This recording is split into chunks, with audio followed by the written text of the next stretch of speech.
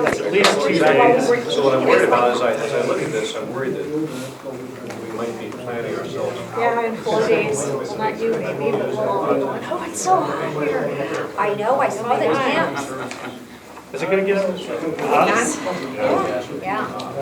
We're heading towards the 80s, John. For a sustained period of time, not just a day. The only thing that's nice is we don't have the humidity. That humidity is a killer. Well, the mosquitoes haven't been so bad this year either. I thought with a light winter like that, we just be getting Few 80-degree days. Oh, is that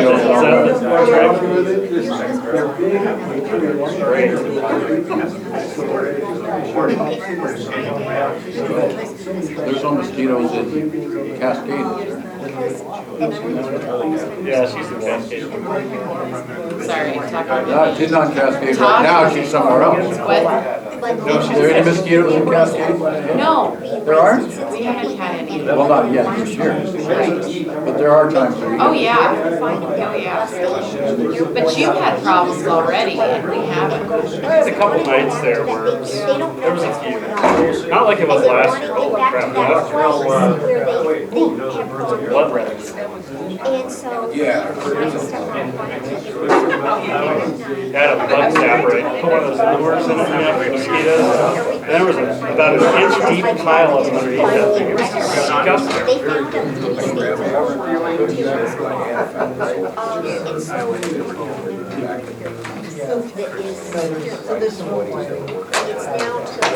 2 years later, it's just too much. I forgot that Tony worked with Chris down at Centennial.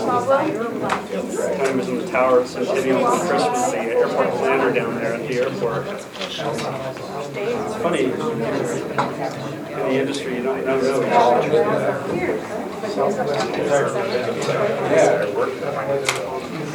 Excuse me? All right, take care. Call this meeting to order. With the quorum of the board present, I call the meeting to order. Roll call, Commissioner Buck. Here. Commissioner Rooney. Here. Commissioner Hoban. Yes. Commissioner Whitson. Here. Commissioner Swenson. Commissioner Evans. And Commissioner Talcott. Would you all stand for the allegiance, please? I pledge allegiance to the flag of the United States of America and to the republic for which it stands, one nation, under God, indivisible, with liberty and justice for all. Well, I'd like to welcome everybody and remind everybody that this board appreciates participation from the public. If you have comments throughout the board meeting or work session, please stand, state your name and address, your name and address, and your comments will be heard. You don't have to wait till the end of the meeting, just make yourself known that you want to make a comment, and we'd love to have your comment. First item is the consent agenda. The consent agenda is made up of routine day-to-day items that require board action but do not appear to have significant public impact. Items may be pulled from the consent agenda for separate discussion or vote by any board member. The agenda includes the approval of the board meeting minutes from April 26, 2016, payroll checks totaling $73,214.81, maintenance and operation checks number 22271 through 22345, totaling $330,629.68. The approval of the passenger facility charge totaling $56,000, and the financial reports for April. Are there any items on this list that anybody would like to have removed at this time? Is there a motion for approval? I move that we approve the consent agenda as it's shown. I'll second. Been moved and seconded to approve the consent agenda. All those in favor signify by saying aye. Aye. Aye. All those opposed. Consent agenda passed. Director's report. Yes, we've got a couple things to mention real quick. In about 2 weeks, we'll be down in Denver for the annual airline speed dating conference. This is our one opportunity to meet with airlines and their route planning staffs and discuss performance of existing airlines, discuss opportunities for future airlines. We've got some good meetings this year. All of our existing carriers accepted meetings except for Allegiant, who doesn't accept existing airport meetings at these conferences. They only work with new airports during these conferences. So we'll be meeting with Alaska, United, and Delta. We also have got a meeting with Southwest Airlines this year. Nothing exciting happening there other than we'll be discussing their future plans to one day move into the small airport market. As we've discussed in the past, there's a couple limitations for them. First of all is the size of their plane. With the minimum number of seats right around 140 seats. And with the new purchase of the MAXs, that's getting nothing but larger. They're a tough fit in a market this size. In addition to that, they require that their own crews work their flights and that their crew receive a full 8 days, 8-hour workday. So that means they're going to be down there working that counter. They typically like to have up to 6 to 8 flights a day before they'd start a market. So those things do limit, when you think about 140 seats times 6 flights at a minimum, we're talking about 800 passengers a day. Right now that's pretty much all the passengers we have per day on a busy day. So it makes it a tough fit for our market. But they've had discussions in the past about changing some of those rules and maybe doing things a little bit differently, so we'll get an update on that. But those meetings are, like I said, down in Denver in about 2 weeks, and it'll be an exciting opportunity to rekindle those relationships with the route planners at the different airlines and hear what's on their mind. I'm sure we'll get a great report from United on how Chicago looks. We're actually expecting some numbers this week from them on pre-sales, but at that conference, the flights will already have started, so it'll be a good chance to catch up with everybody down there. The LED lighting, we're about midway through our LED lighting project outside that we approved this spring. All of the parking lot lights have now been replaced, all the high-mast parking lot lights anyway. And the ramp lights are on order, and they'll be replaced over the next month. And then we'll be done with the outside portion of the project. We still will have about 30 poles or more that are conventional lights that we'll do in future stages. But the nice thing is this project will generate quite a few spare parts for those 30 remaining lights, probably a backlog of a couple of years anyway. And whenever we go to redo the roads down towards customs and that kind of thing, that'd be a good time to probably switch those to LED at that point. But we're anxious to see how the savings looks over the next few months. We should start to see some of that savings drifting through. This project should save us about $20,000 a year, given the wattage drops that we're having between the lights that we took out and the ones we're putting in. So we're anxious to see that. The other thing I was going to mention is we did not receive the grant. You remember at the last meeting you gave me approval to accept a grant should it be awarded for our runway project. It did not come. We know there's some issues down at the ADO with getting the final programming done. So we're hearing now within the next 2 weeks we should receive that grant. So hopefully by the time we meet next there will actually be some work underway. We also, in consultation with our consulting team last week, we had our pre-con, and we determined we'd probably go ahead and start the SRE yard so that the contractor can get mobilized and get some production underway. So they'll probably be mobilized by the time we meet next time, I would think, and have some work underway. So the SRE yard we're paying for ourselves this year. That's one of the, we've been delaying that project until we got a good asphalt bid, and so we did this year, and so we'll be doing that ourselves. So we can go ahead and start that work without the grant because there aren't any grant proceeds in it. So that'll be underway here shortly. But they aren't, excuse me, but they aren't going to, are they using their own asphalt for that, their own asphalt plant? Yeah. Do they have it set up? No, this will be what'll help them get that done. I don't think they're set up yet. No. They have rock produced already. And They're I'm sure doing some crushing, but they're gonna set their plan up at United's pit, I guess. yeah, they're going to be right at the pit there at United. This one? Yeah. But they're using their own aggregate for some stuff, and I guess getting some from United Probably the sub base I think they're buying. might be. Yeah. Usually Ideally, they only bring in the asphalt plant at one time. Yeah, they're really anxious to get paving, because they gotta do their test strips too. So ideally, we'll get this plant set up and they can do their test strips with our entitlement funding, because we can get our entitlement funds now. It's a discretionary piece we won't be able to get.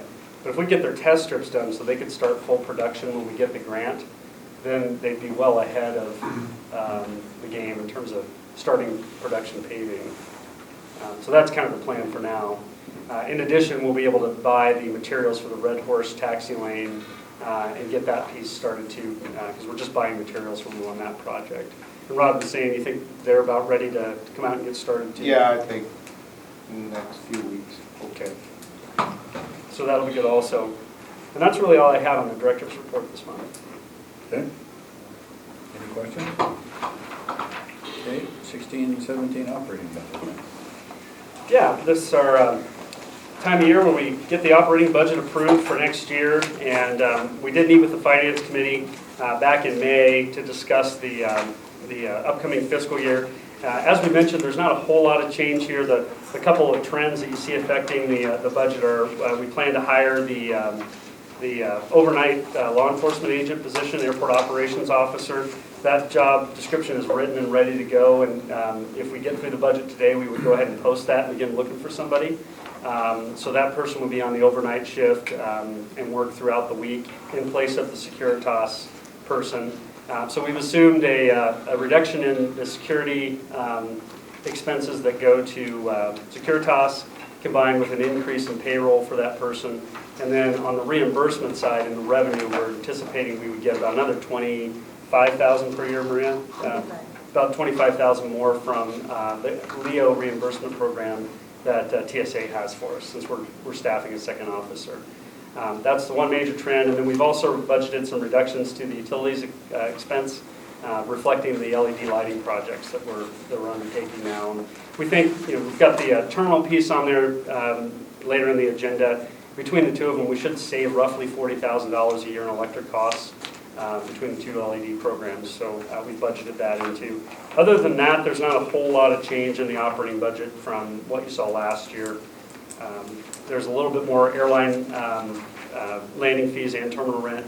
That's the amortization now of the 1634 program as they begin to pay us back for our local investment in that project.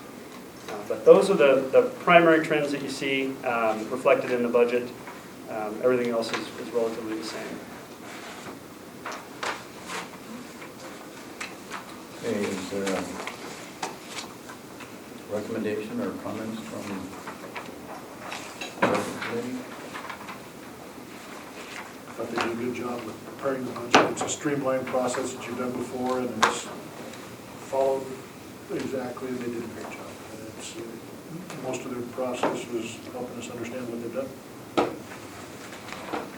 Is there a recommendation as to the 2016-2017 budget? Is there a motion to approve?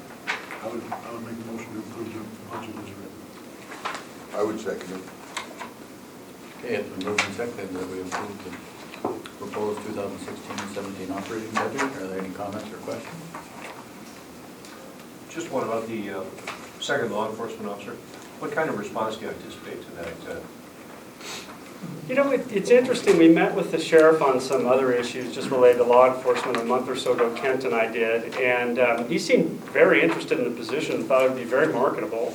According to him, there's quite a few, particularly MPs that come out of the military, and he said, a lot of them, they get out to a crime scene and, it's too familiar to them, and so, they're looking for something else. And he said he'd lost a few officers in the last few years to that type of thing, but he thought this being more of a behind the scenes, a little less windshield time type of job, that would be pretty popular. In addition, many of those officers are in the same retirement pool, and this is a brand new retirement pool for them. So if they've maximized their 20 years with law enforcement, they can jump into this pool and they can start over. So it's kind of like teachers do sometimes. They'll retire from teaching and do something different. This would allow somebody to tap into a different retirement pool. So for those couple of reasons, he seemed to think it would be pretty popular. We did call down to, there's a law enforcement school post-academy class graduating now, and we called down there on the advice of a city policeman that I know to see if anyone was putting themselves through. because oftentimes people put themselves through the academy, and there wasn't anybody during this class. So everyone that's in there now is sponsored by somebody, but we think it only takes one good candidate for us, and according to the sheriff's office, there's a few of them out there that he was going to try to put us in touch with a couple of them. So yeah, we're hopeful. And I may have missed it, but is this going to be posted on a particular jobs bulletin board? It'll go on the job service here locally, which is, I think there's 700 some jobs on there, and it's probably not worth doing Craigslist. That's gotten to be a really popular place to find positions. But we'll probably look at some, maybe ask a couple officers where they might see it.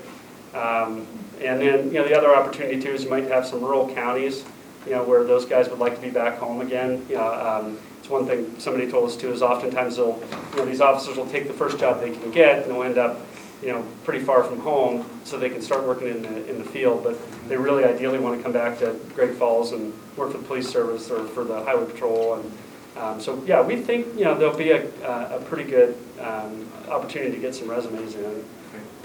And I think it's kind of a neat job because for those folks that have started out in law enforcement, it's not really it's not what they envisioned.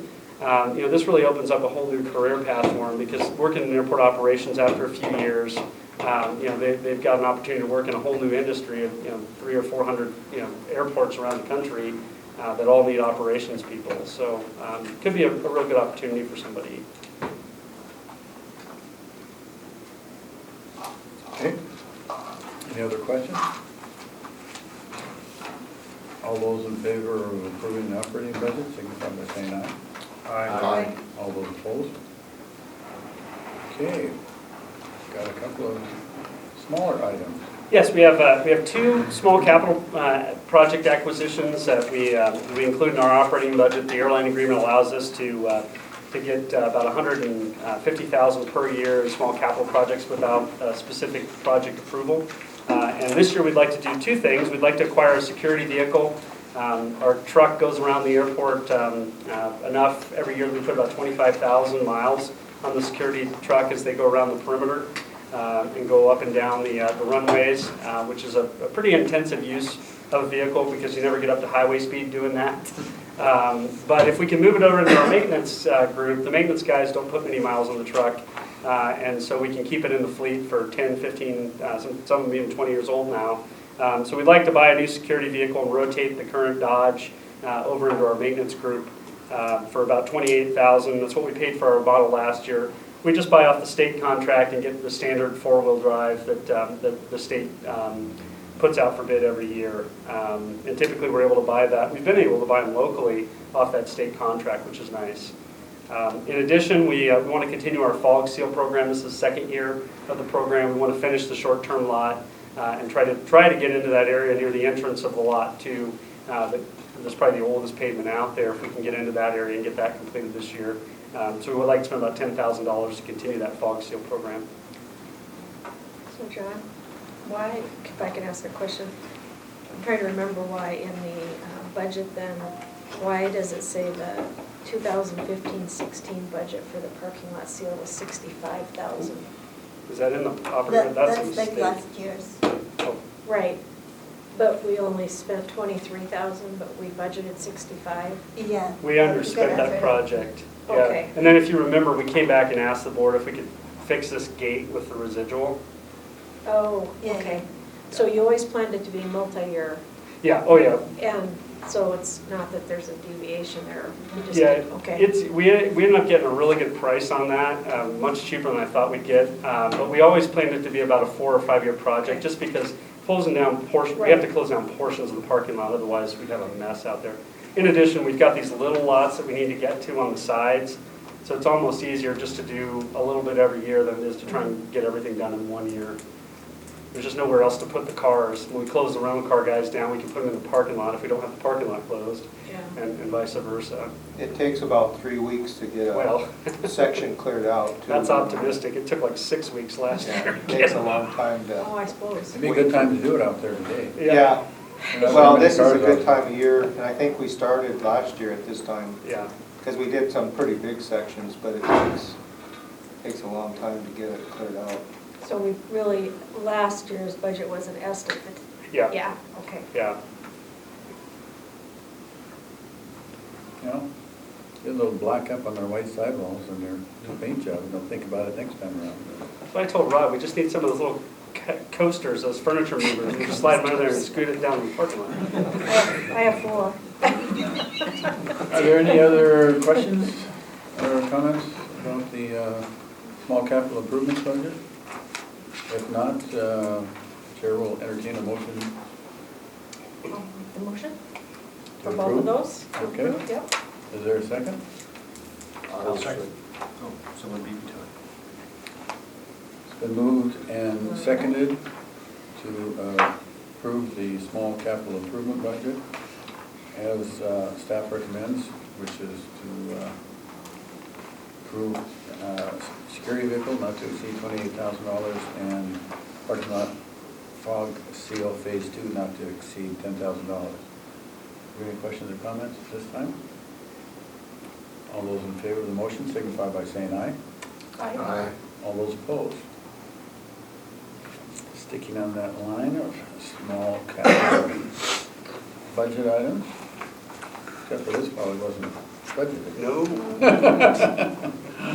Mhm. So the FedEx compressor is busted on top of the building. There's 2 of them that service their office over in that building. As it says here in the memo, that building was done with what's called a special facility bond, which is a special municipal financing. And it's a great tool for this type of use where the lease is essentially the security for the financing. And so FedEx signed a long-term lease that matches the term of the financing. And the corporate entity, being us, the airport authority, agrees to own the building at the end of the financing. And that allows it to be tax exempt. So the bonds are sold as tax exempt bonds in your investment portfolios and mutual funds and that type of thing. And then at the end of the lease, we have to own it. And throughout the lease, we have to do the major maintenance on the building. And unfortunately, there's not a funding mechanism within the lease to pay for those things. So when a compressor like this goes out, the airport bears the cost. The ventilation system in that building has been a little bit of an issue since the building was built. A lot of warranty work was done in the first few years after the building was built to try and correct that. And things seemed to go a little more smoothly. And then about 3 years ago, we lost the compressor for the first time. And when we replaced it, the same compressor has gone out again. So we're 3 years off from that last compressor going out. And it's out again. So we've had a couple different firms get up there and take a look at what's going on. It seems like the combined knowledge is that we need a pressure reducer of some kind, that there's too much pressure getting into that compressor and it's swamping it. And so we need to make some repairs, including putting in a pressure regulator, a new compressor, and we may have to replace the coil once they get in there and really start working on it. It seems like there might be a leak in the coil. There's been 1 leak fixed already. There may be a second leak, so as we get into that project, we may have to make that repair too. The procurement policy allows us to make emergency repairs without board approval and without a bid process, but that's in our procurement policy is limited to $10,000. We think we're going to exceed that. Maria pointed out to me when we did the bylaws after I sent the memo in, that when we did the bylaws last year, we actually raised that limit to $20,000, which I had forgotten, and I have not replaced the bylaws in my book. So technically, we probably don't need approval for a repair, but given that we're going to be right up against that $20,000, it's probably prudent to go ahead and ask for that approval. We think we'll be about $17,000 into making this repair. There is no recovery of it. This is just a sunk cost of owning that building. You may recall from discussions last year, we hope to eventually sell that building to FedEx, and we're getting at the point in the debt service where that makes sense. In these financings, we're not allowed to sell this property unless it's a fair market value transaction. And right now, the debt has been paid down to the point where it's close to the fair market value. So the next 2 or 3 years is the opportune time to sell it. If we don't, then they're going to have to pay the lease proceeds out, and we'll still have to sell the building at fair market value. So in essence, they'll pay for a portion of the building twice. Obviously, nobody wants that, so we've got to find that sweet spot and complete that transaction in the next few years. When that happens, obviously, they will take over the primary maintenance cost of the building at that point as the building owner, and we'll kind of be out of that business. So we're anxious to get that done eventually, but for the time being, we own the repair, and we think we'll probably have to spend right around $17,000 to get it fixed. What do you think the fair market value of the property is? We think right around $3.5 million would be my best guess. Yeah, I think last I looked in amortization, we're right around 4.2. So we're getting close. The next year or two, we'll hit that sweet spot where the what's remaining on the bonds to defease the bonds will be about equal to the fair market value. And what's the advantage of selling, why would the airport want to sell the asset? The main, these maintenance costs are the main reason. We had a roof repair where there's around 80 grand. Is that about right? Well, the roof was warranted, that, Oh, did we get, that's right. Yeah. I'm thinking the AdMax roof. yeah, the AdMax one was almost 100. Yeah, almost 100,000. So there's a few buildings, like we own AdMax, we own this one. And when those major maintenance costs come up, as the landlord, you're obligated to making those improvements unless you've reserved that in the lease. And with FedEx, for example, they employ about 100 people. It's a major economic driver for the region. So ideally, we want to give them the setup that limits our risk and reduces their costs. And them owning the building is likely to be the best structure for that, because they own the risk of repairs like this, and then we're giving them the best deal that we can by just charging them a ground rent instead of charging them building rent. Under FAA rules, if we own something, we have to charge fair market value rent for it. So technically, if we owned the FedEx building, the right thing to do would be have it appraised. They'd set a building rent at, say, $6 a square foot in this market, or $5 a square foot, and they'd end up paying a lot of money for that building every year. We're better off if we can avoid these major costs like this for a small organization, keep our budget kind of regulated, and give them a better deal on the facility. Why? Well, it reduces their annual cost. Why do we care about their annual cost? Well, I just want to keep them long term. They pay about 1/3 of our landing fees. And last year they moved out of, is Chris here?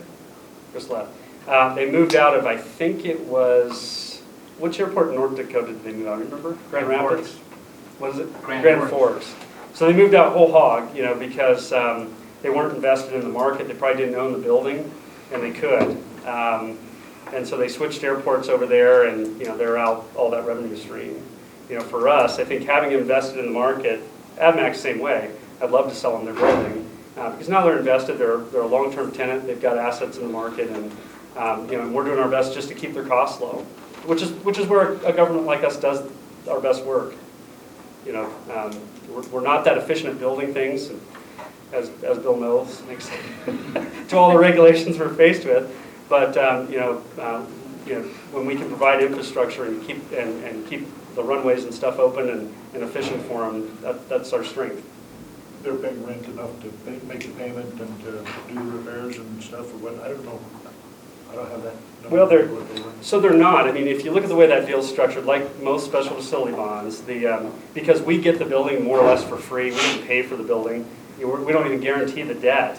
If FedEx leaves, the bondholders kind of hang out to dry. The trustee would try to lease the building, but until that building gets leased, the trustees don't get any income stream. So, that's the way that financing is set up. So we more or less get a building for free at the end of the 28 years, 25 years, wherever that bond sold at.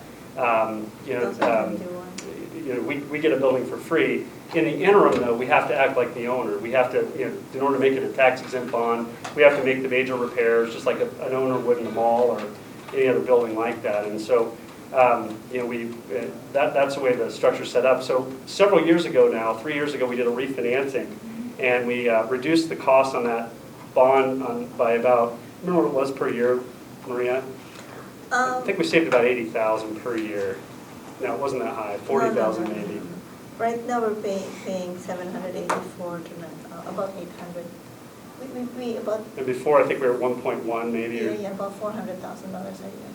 Yeah, I don't think it was that much, but we saved quite a bit of money, and FedEx at the time asked if we would pass that savings on to them, which we're not obligated to do in the lease. And I said, no, we're approaching a 15-year cycle on your building, and we want to withhold that and make investments in the infrastructure. And we did the ramp repair. Remember last year we did the ramp seal, and then before that we replaced the compressor. Now we're replacing the compressor again, and we have a second phase of that ramp repair we want to do.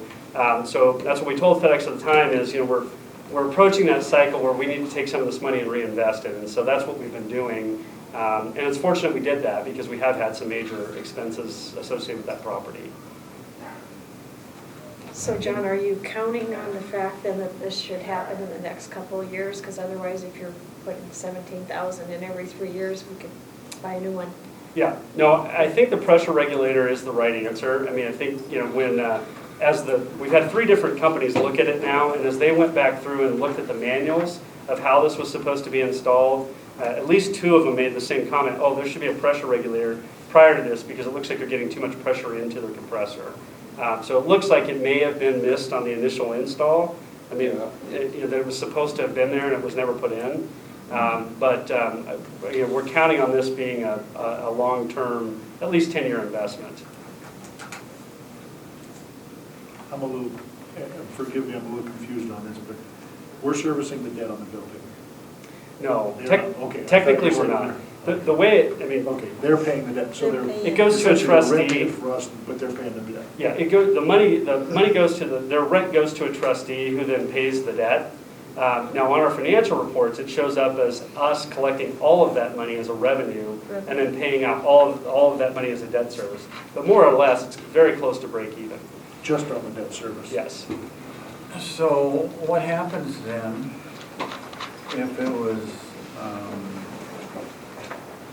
because we're a public agency, so it's tax exempt bonds, and we sell it to them before the bonds are paid off? So what would happen is the money would go to the trustee first and defease all of the debt.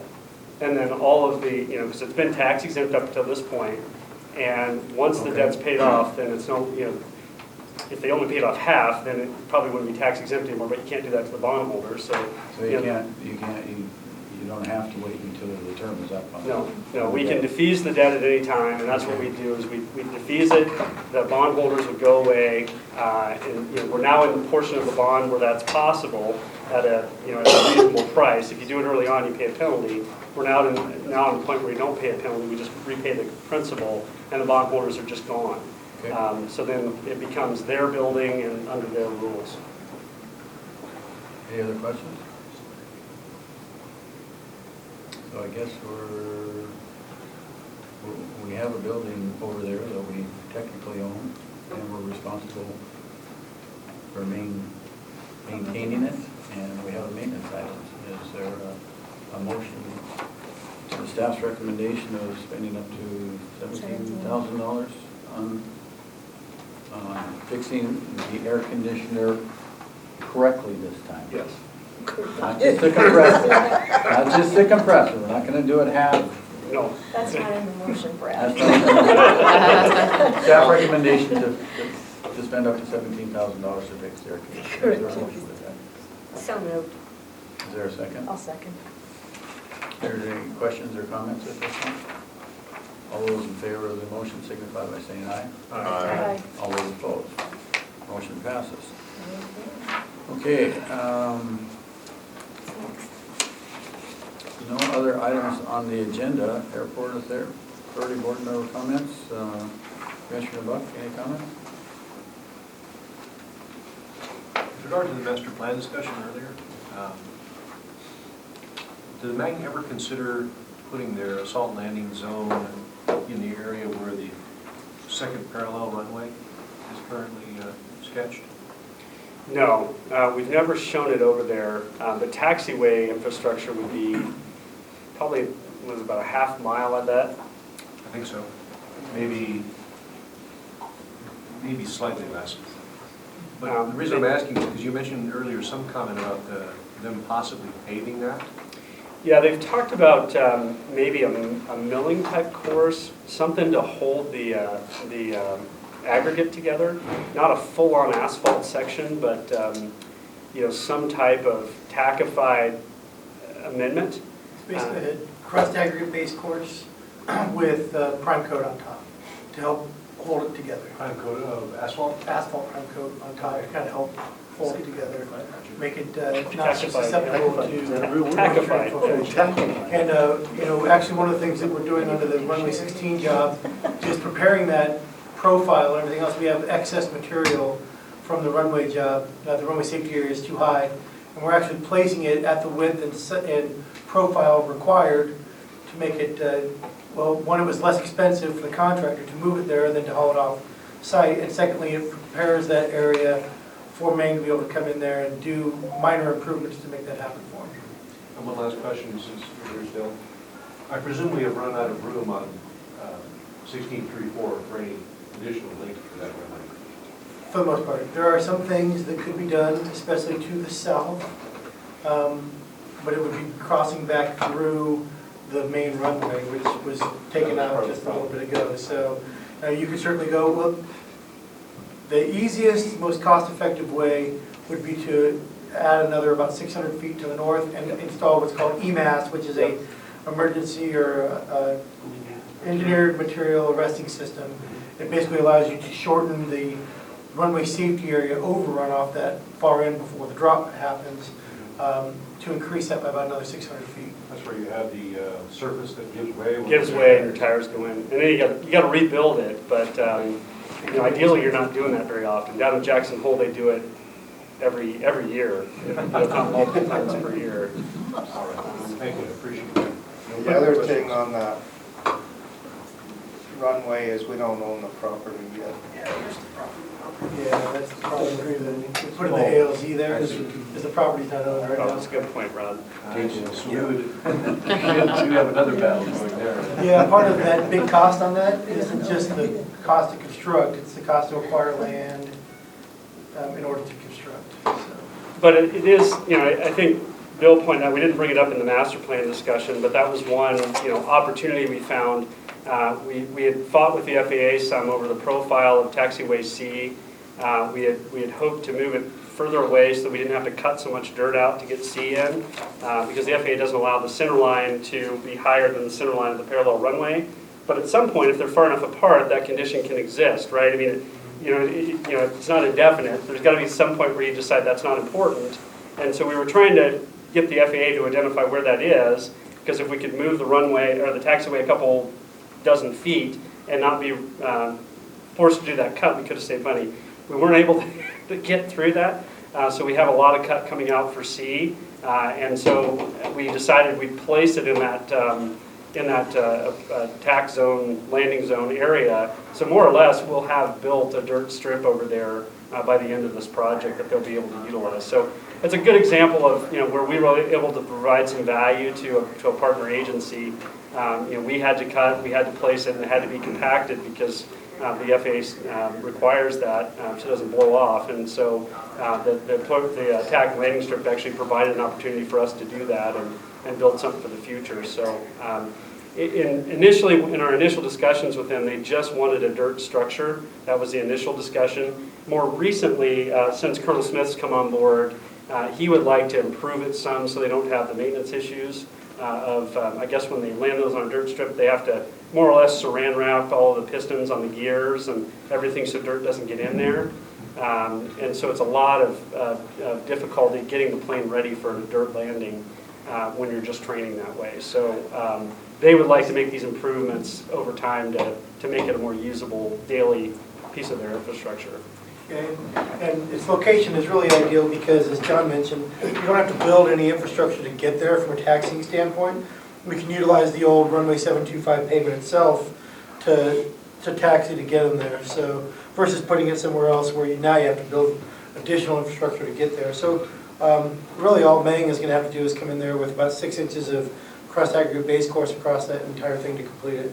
Put a little reflectors on each end to mark the beginning and end, and outside of that it'll be done for them. So, and it actually saved money, somewhere about $800,000 to $1 million on the construction of this project versus hauling it off site. So it was a win-win situation. Yeah, as it is at any airport, if we would have embanked that somewhere else, we have some embankment walls that have been built in the past. It eventually ends up in the way of some other project, and so you pay a lot of money to move the bank someplace else. This is a much better solution for the long term for both us and Mang. Okay. Any comments, Commissioner Rooney? Just quick, John, it's your intent not to award Schedule 5 then? That's right, yeah, so as we discussed during the master plan, for the long-term future of runway 16, we don't feel that that Schedule 5 adds any value. It would add a half-inch of pavement across the whole runway section. If we had more than 1,500 operations a year of a C-130 on that runway, it would be needed, or at least be advisable for the long-term future of that runway to get a 20-year life out of it.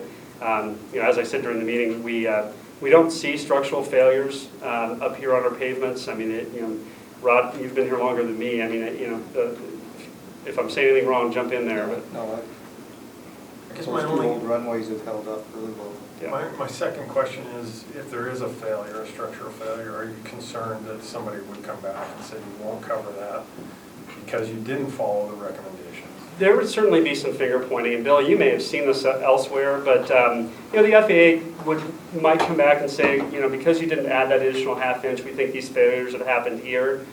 Chances are it's not going to fail uniformly across the whole pavement, so I could see there being a section where we may have to, mill in there and marry in a new section that's a little stronger or something like that. I don't know, Bill, what you've seen elsewhere? Yeah, as John mentioned, the chances of it happening in a uniform way is very slim. We have to try to, engineers don't like to apply logic. We like to just let the numbers kick out to us and whatever's calculated out us versus applying logic from what you've actually seen and how the calculations are done. I guess I would say that the chances of a failure without it being a poorly constructed pavement is extremely remote. That extra half-inch of asphalt literally is, an extra 100 passes of that aircraft a year for 20 years. And even then it's a quarter inch, but the FAA requires us to round up on that. The truth of the matter is, I believe that when we're done with the project and we get done surveying it, we will see that extra quarter inch to half inch has actually already been built in there. And that, if you get a memorandum of understanding if required from the Montana International Guard that says we will restrict this to 1,400 or fewer operations per year, there is no liability. And it would be something greater at stake that happened if you get a structural failure. For instance, unforeseen water, which we've never seen, very large rain event or something like that, that would cause some flooding that may cause excessive weakness of the subgrade support structure, not landing an extra 100 C-130s a year. Thanks, that's all I have. Okay. Commissioner Hogan, any comments? No, thank you. Commissioner Goodson? Okay. Commissioner Swenson, any comments? Commissioner Evans? I have no comments at this time, or is there any comments that the public might have? Okay, with no further business to come before the board, I declare this meeting adjourned, and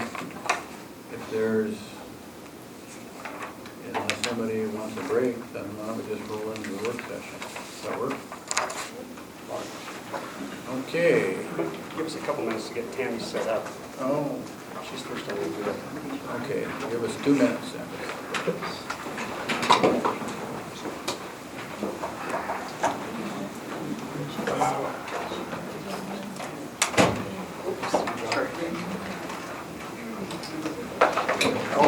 You put everybody in front of the projector. Sorry. What's that? We put everybody in front of the projector. Oh. You want to use the power cord or you don't? I don't want to use power.